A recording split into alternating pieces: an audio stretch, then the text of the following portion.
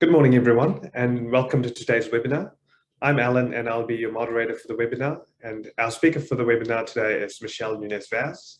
She'll be speaking on the topic governance in action. Before I introduce our speaker, I'll just quickly go over the Zoom controls for any of you who are not familiar with Zoom. You can hover your mouse over the screen at any time for the buttons at the bottom to pop up. You can click on the chat or the Q&A button if you have any questions. Just type your question in there at any time, and we do have a Q&A session at the end, so we'll answer all your questions at the end or as we go through if it suits. You can click the leave meeting button at any time you like, but we hope you stay for the whole webinar as it's a great topic and there's a lot of value you can gain from it. With that out of the way, I'd like to introduce our speaker, Michelle Nunez-Vaz. Welcome, Michelle. Thanks, and thank you to everybody who is joining me on this webinar or watching the recording later. I really love this screen when we talk about this topic, governance in action. So here we have a rock climber helping somebody else, and governance is all about leadership and being an effective leader. So we're going to explore this in a little bit more detail throughout this webinar. It's really important when you begin a business, you never think about the fact that it's going to grow and grow and grow, or maybe you do, but then when you start a business, you are doing everything, and you're starting often very small with just you in your bedroom or you in the garage. But businesses grow, as you know. And one of the fundamental growth steps is to take on a staff member or a team member, the first team member. And from that point on, you're on a leadership journey. And governance is going to help you lead your team far better. I just want to throw in my usual disclaimer that the information in this webinar is educational and general in nature and no substitute for tailored advice specific to your particular circumstances. So this is a two-part webinar. The first part explores what governance is and the importance and benefits of good governance and how it differs fundamentally from managing the business.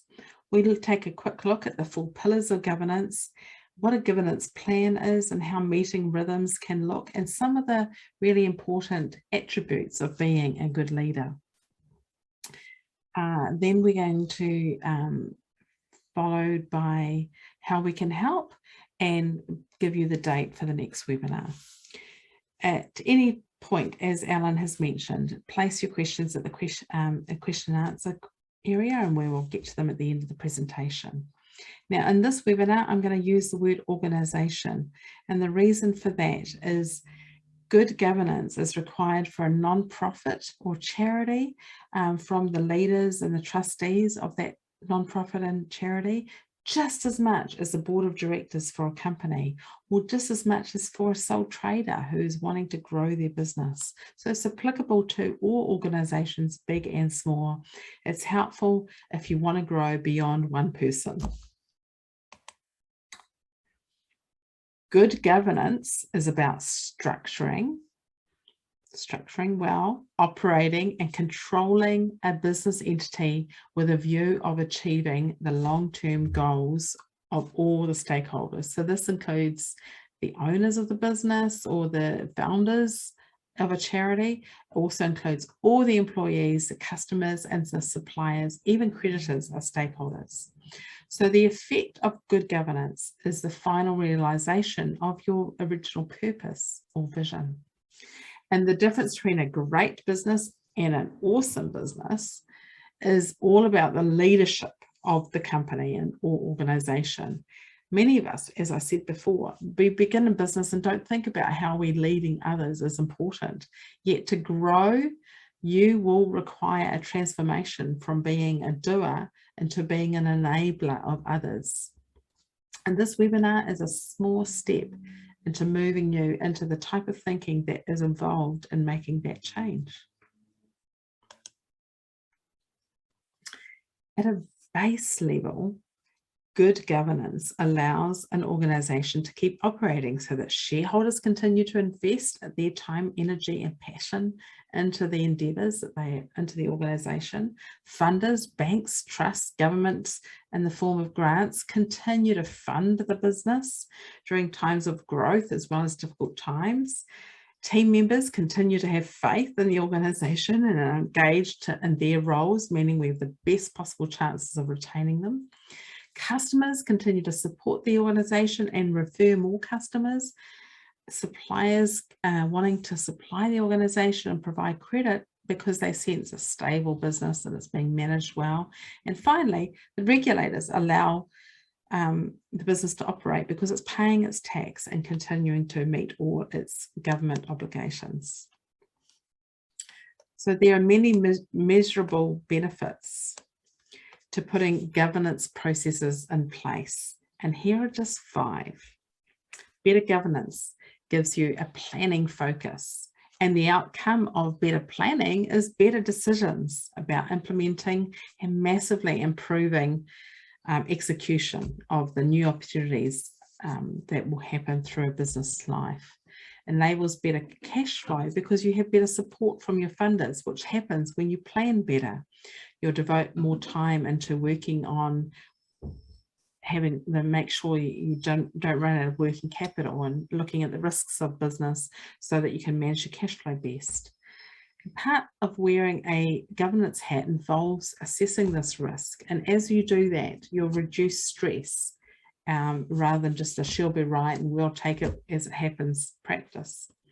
So regularly putting on the governance hat will encourage you to work on the business, not just in the business. And it's often helped by having some outside facilitation in that to help you to work on the business. Finally, good governance maximizes the value of the organization for the participants in a charity or for the shareholders if it's a government company. Achieves the outcomes that were set up for, and this is the overriding aim of good governance. Having said that, many of us get confused between the roles of strategic and operational. So what is a governance role and what is an operational role? And it's very easy for the boards to start meddling into the operational things, and that's not being a good governor. So I want to just spend a few minutes discussing this. We call this diagram the 10 hat structure because there's 10 different places here with different roles in a business. And this organization structure doesn't change whether you're a big company or a small company. You might just have, more people involved in each area if it's a much bigger company. The shareholders of a company or the original founders of a charity start in the beginning of and fund the organization. The directors, they are in the governance role for the company, and this is the area that we're focusing on for this webinar. They're called trustees in a charity, or a non-profit is sometimes called trustees as well. So the trustees and the directors are responsible for the setting the strategic direction of the organization. Above the line recommends is the strategic side of the business, and more on that shortly. Below the line are the operational sides of the organization, and you can learn more about this chart by listening to my webinar on the 10 hats, which can be found in the resources section of our website. The function of leadership is to implement the plan that the strategic directors have put in place. The product and service department creates new products or new services for customers. The operations department is to do the work required to generate cash for the organization. The sales department converts leads into customers. Marketing department seeks to find more leads or generates leads. The finances department manages the cash. The admin and the technology that increases efficiency, and the human resources manages the human part of an organization. So most business owners wear at least 3 hats, but the more hats you wear, the more stress you have in the business. Even a sole trader has all of these responsibilities. If you're a trustee of a charity, you may mainly wear the strategic hat, the setting the direction. And that role is constant, making constant decisions and adjusting on that direction as things hit the organisation, such as changes to the level of service required, or staff concerns, or health and safety problems, or COVID plans, or financial issues. There are always changes that trustees will need wisdom and planning to address.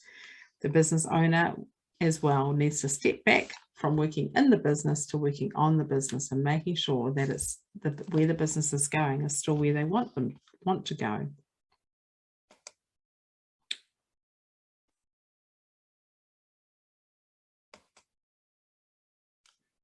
The governing versus managing diagram helps to differentiate your role as a manager compared to your governance role. So when you're managing, your job is operational in nature and you are accountable to the board. You have to implement the strategies and deliver on the organisation's purpose to achieve the vision that the governance board have set. You do this by staying on track to achieve your goals and managing all the different departments that are under you. When you're governing, your role is strategic and you're accountable to the owners of the business. Your governing job is to set that vision and to determine the strategies that you're going to use to achieve that vision. And you do this by really considering what the business's or organization's purpose is, and you're responsible for setting an effective governance culture, holding people accountable, particularly the CEO, and making sure that compliance is effective. These 4 aspects of governance in action are often referred to as the 4 pillars of governance. Let's take a closer look at the 4 pillars. Firstly, purpose.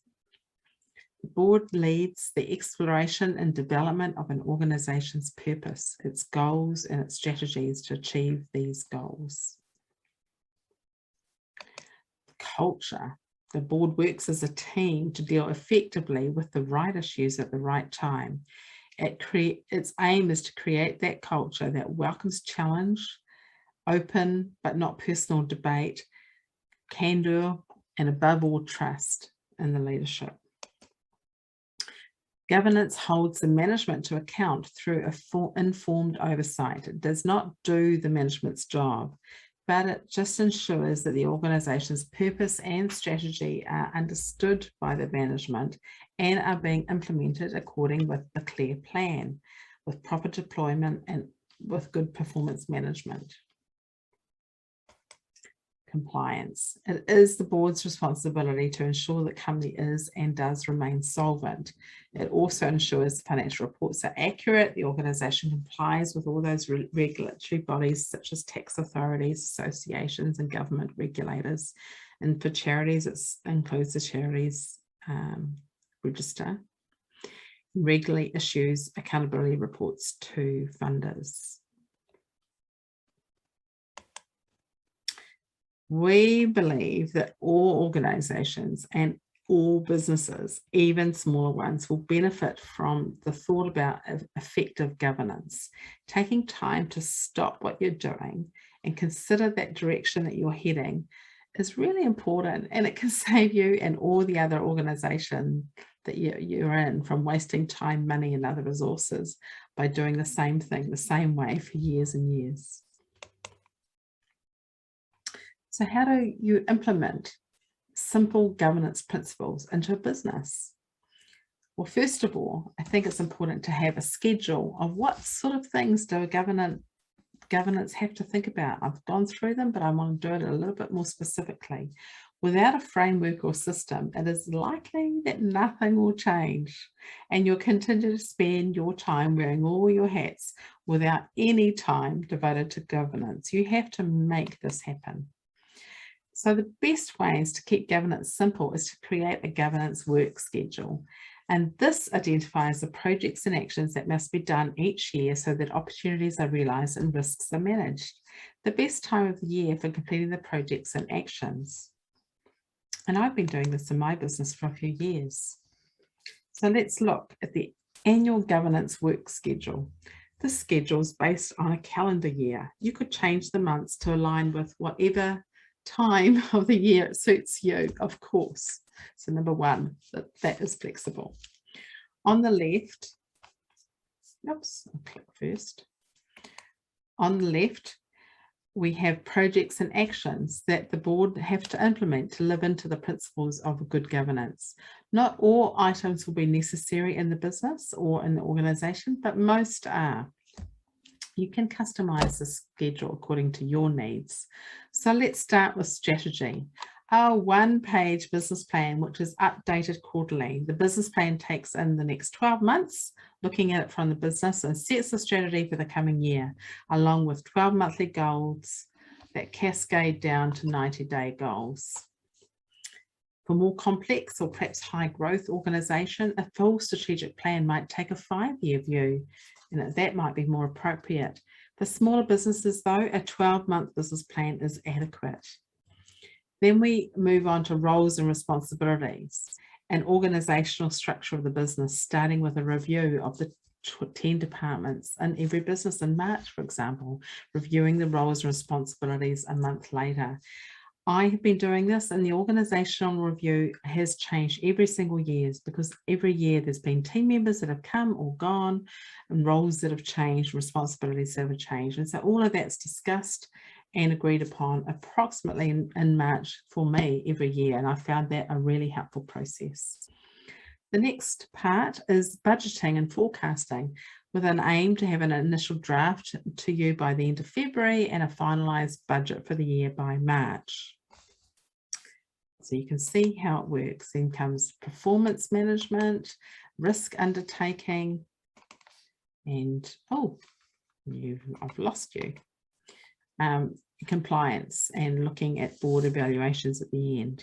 So it's the best practice is to have some kind of system and then to put these things into the calendar year and to make sure that through the year at the regular board meetings these things happen. And as I say, if you're a sole trader, having outside facilitation or an outside coach or accountant mentor such as myself or others will help you do this, because without a deadline, I've found it is very hard to do this on your own. For smaller and less complex businesses, a quarterly meeting cycle might be adequate. And I meet with many of my clients quarterly, and I love the time to reflect on their goals. For more complex businesses, such as in a high growth mode, or if you've got unusual trading conditions or significant problems or opportunities or risks to manage, you might want to meet monthly. Sometimes at the moment, some businesses are meeting even more frequently and on Zoom. It's important to agree those meeting dates in advance and to make sure that they're in everybody's calendars, having an expected meeting rhythm, for example, the second Tuesday of every month. In a small business, the meeting should take 3 to 4 hours at the most. Well, I would say 1 to 2 hours at the most for small businesses. The business planning session, of course, would take a lot longer. The key is to ensure that the board reports, for example, management reports, are circulated a few days before the meeting, not at the meeting. And this stops the board meeting from becoming a meeting of discovery and running over time. I need to practice that in my own business a little bit more because I tend to present the reports at the meeting. That's not ideal. Let's take a look at a sample board meeting agenda. The agenda is the same for each meeting, so it makes it easy for the board to get into a natural rhythm. Minutes of the last meeting, action items from the last meeting. It's not rocket science, but don't underestimate the power of a simple agenda. The agenda makes sure it creates accountability by having and ensures people get all their reports in on time, and the uncompleted actions from the previous meeting are carried over and nothing falls through the cracks. Then there are 7 skills and attributes that are not natural skills in business owners. These are leadership skills, and they're nurtured and I encourage you to read books and just get so much better in learning how to be a better leader. It's never time wasted. So as I said at the beginning, if you went into business, it's probably because you had a passion for a product or a service. And it's quite natural for your skill set to revolve around the technical aspects of delivering that service and how to sell them. But those are learned skills. And in business, you learn them on the job through education, such as webinar, with the support of others, such as accountants, and through experience. Let's cover off these skills and how you can develop them a little bit further. It isn't a quick learning process for most trustees or directors to understand their financials. It starts with understanding and learning over time how to interpret your financial reports. This includes your annual financials and your monthly management reports, your cash flow, your budget. And we help boards with this and company directors every day.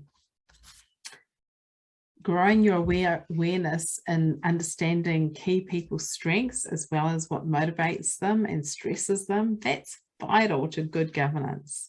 This is a leadership that sets the culture of an organization. It is the leadership that sets the culture of an organization. A healthy team means there's minimal politics, minimal confusion, high morale, high productivity, and low turnover. And an unhealthy team has the opposite. And we've all been in unhealthy team environments. It's not a good place to work. It's the leadership's job to get that culture right. You wouldn't take a trip without a plan or a map, and running an organization or a business needs planning so much more. And no organization will grow with scale or influence without effective planning.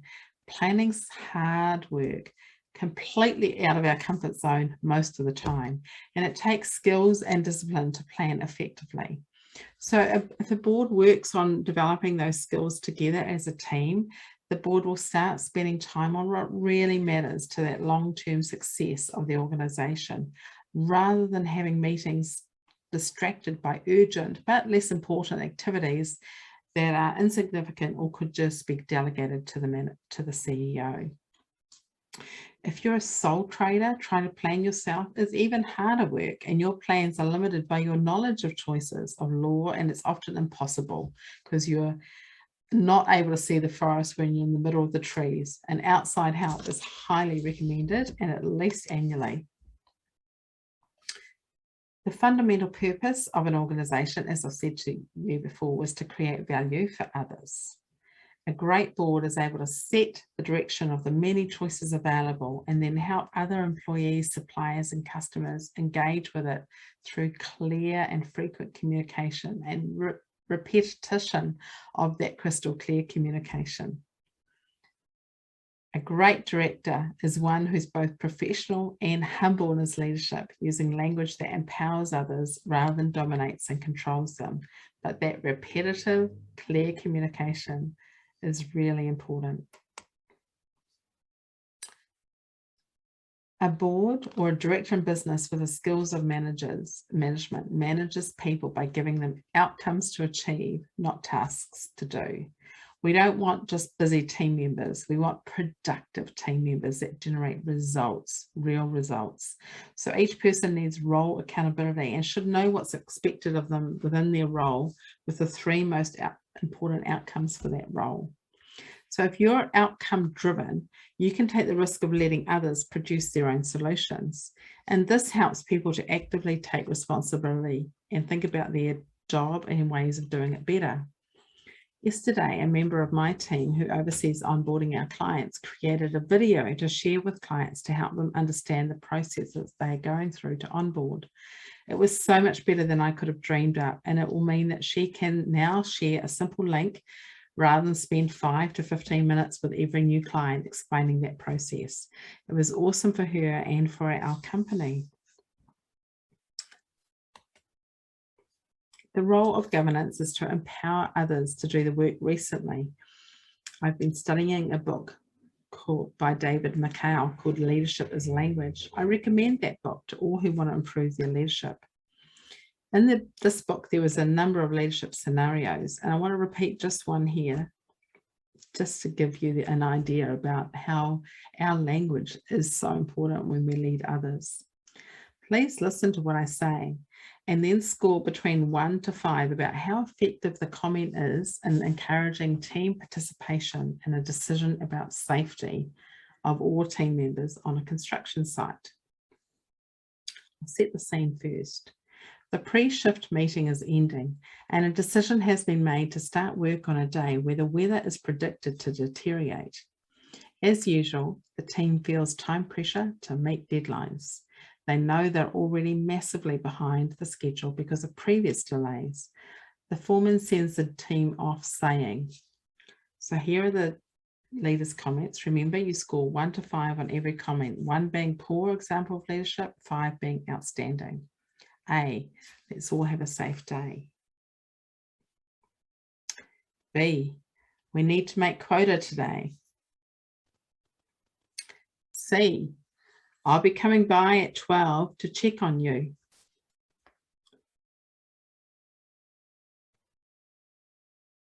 D, don't be scared by a little snow. E, if you see hazardous conditions developing, please text me. F, I'm a bit nervous about the storm. Let's start work, but let's revisit the decision at 12. I'd like to hear about conditions on site at 11:30 in support of that decision. So let's talk about the evaluation of this score on leadership.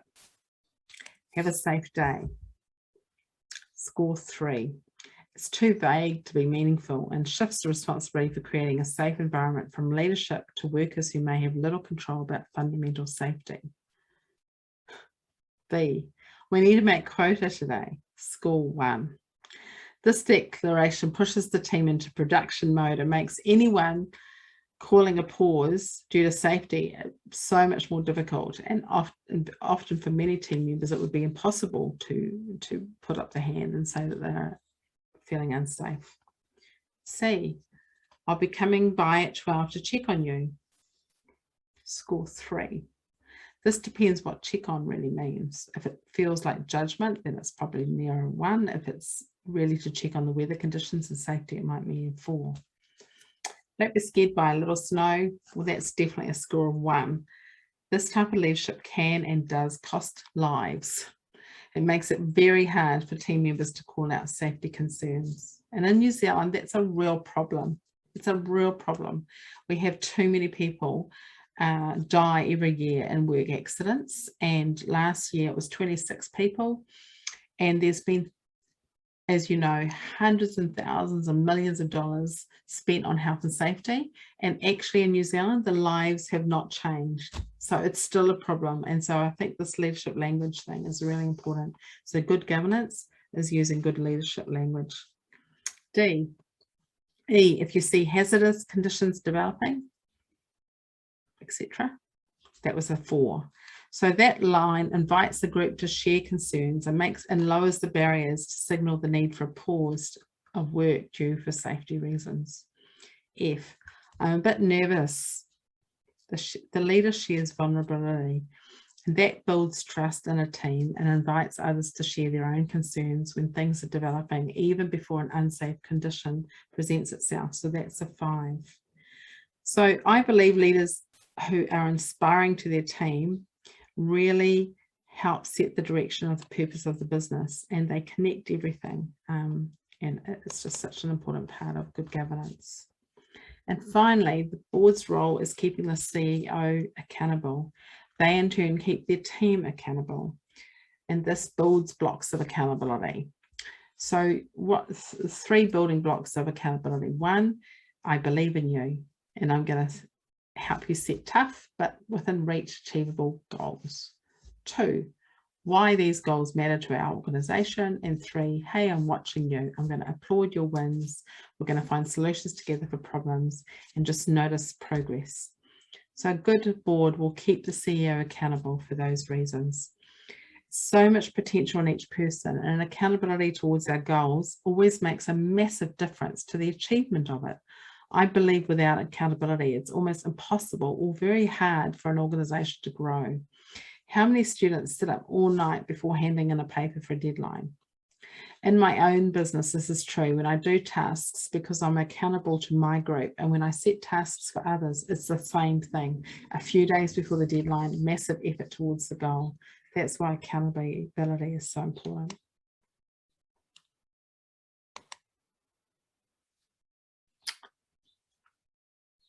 Oh, oops, no, sorry about this. When a business is small, governance can be ad hoc or laid back. But on the other hand, when a business is large, governance can be too complex and bureaucratic and horrible and political. So the best governance for all sizes of business involves planning, accountability, commitment to action, humility, and consensus without a group think. So it's actually a real consensus written with great participatory talk in the meetings. So make sure you join us for the second part of our 2-part governance series, Boards That Deliver, on Wednesday, the 18th of November, that's next week. At that session, we're going to cover the 4 pillars of governance in a little bit more detail, the role of the director, the framework for the best practice governance, what a risk register is, and how you can ensure that your board delivers on its objectives.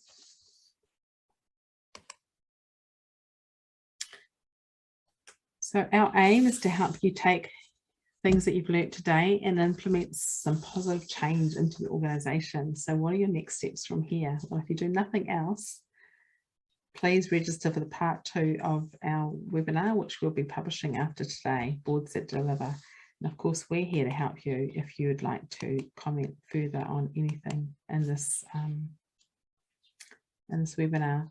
We can give you an annual governance work schedule to download if you'd like that. If you want to discuss more governance planning and what might be an annual plan for your organisation or a strategic plan, we can talk to you about that, and we're welcome to give you a free meeting to discuss those things. So if you have any questions now, you can submit them into the question and answer. But it doesn't look like that we have got any questions. So I think at this point, I'll just say thank you to everybody who has joined the webinar, and we will finish it there. Before I go, I would like to share this quote with you. Make a simple role today, and the board's role is to pull management out of the trees to see the forest. So that's using the illustration that I used earlier in the seminar, and that is really what good governance is all about. So thank you. If you need our support, we're here for you, and thank you for listening to this webinar. Don't forget to register for part 2 of the webinar series, Boards That Deliver. And I hope I've given you some ideas to ponder and some clear next steps for you and your business. Thanks, everybody.